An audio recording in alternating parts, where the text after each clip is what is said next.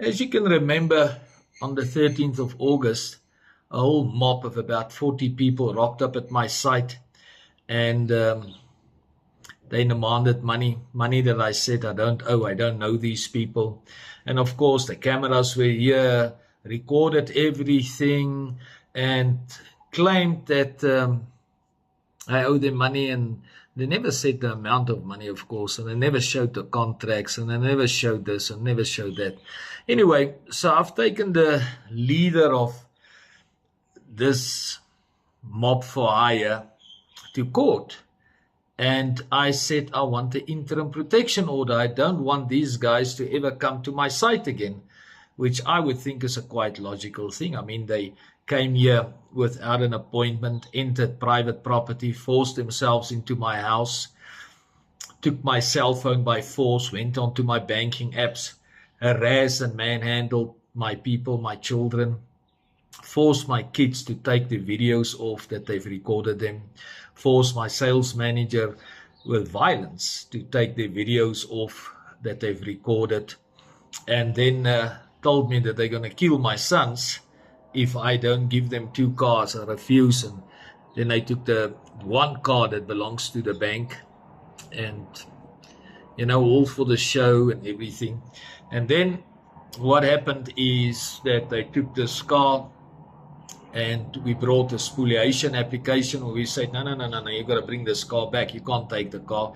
I don't owe you any money. There's no court order, and the car belongs to the bank. You can't take the car, But of course, these people are not stupid. They are very stupid. So now I brought the spoliation application, and I brought the interim protection order where I say, don't want these people to come back on my site. And you would think that they would agree to it, right? I mean, this is private property, and looking at all, and we've got footage of everything. We are forced out of a car into a taxi, where I was forced to sign a document at the police station. Crap like that. But these people are fighting both these applications. They reckon that they've got the right to take the car and keep it, I know, you can't help smiling. And then they want to come back to this site. And if you look closely to what the guy said, the one guy that was a spokesperson said, he said, no, they want to come back. They want to occupy the land. They want to build some squatter houses here. And they want to move into all these houses that's getting built for my clients and stuff. And I wonder what my question is why are these people so bold that they think they can succeed? Because they're opposing my applications. Why are they so bold? Is there something that's happened in South Africa that I am not aware of? That 40 people can enter development, do as they like, move in, take, steal as they like, harass, threaten.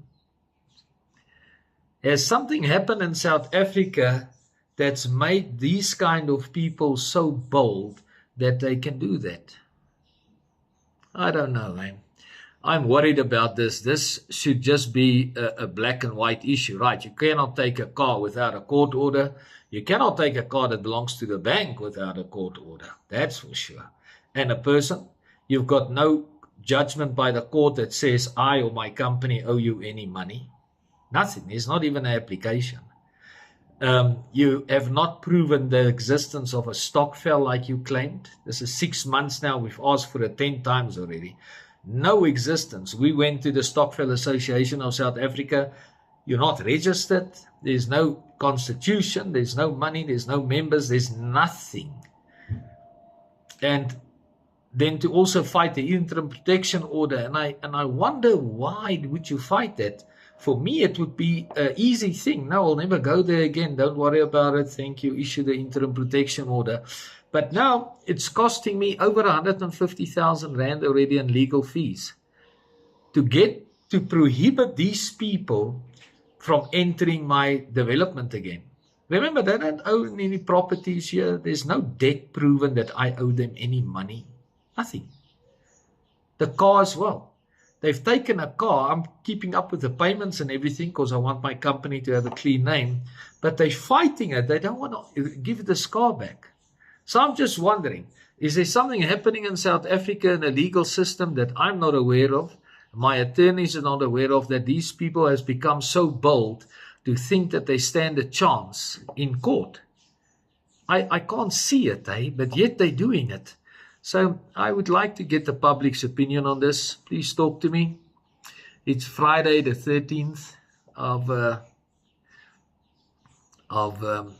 February, and it rained here in Gauteng. Not too much rain, but nicely. And well, let everybody spend some time with their families this weekend. That's the most important. And let all of us be safe. Thank you, guys.